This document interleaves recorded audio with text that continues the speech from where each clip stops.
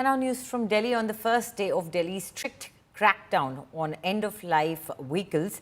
Enforcement teams were deployed across the city to stop refueling of diesel vehicles older than 10 years and petrol vehicles older than 15 years. The move, aimed at curbing pollution, triggered a sharp political backlash. Delhi leader of opposition Atishi hit out at the Delhi government, calling the order a Tughlaqi Farman and illogical. She argued that the decision had little to do with actual pollution control, claiming that a vehicle's emissions depend more on maintenance than just age. Atishi alleged that the real beneficiaries of the ban were car and two-wheeler manufacturers rather than the public.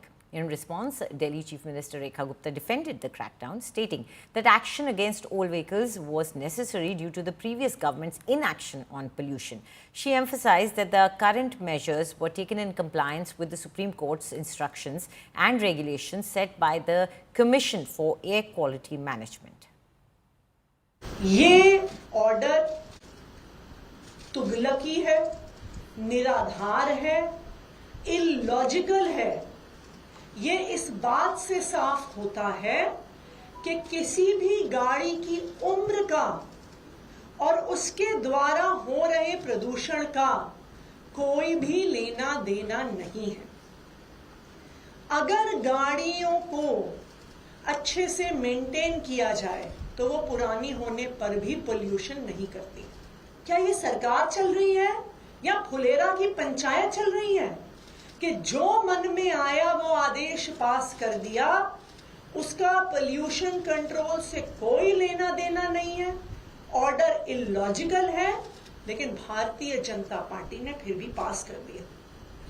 पिछली सरकारों की अकर्मण्यता, यानी कि यदि उन सरकारों ने pollution पे काम किया होता, दिल्ली का पॉल्यूशन इस प्रकार नहीं होता कि पूरे के पूरे देश में, देश की राजधानी का नाम बदनाम है कि पॉल्यूशन के कारण पूरा का पूरा शहर बर्बाद हो चुका है।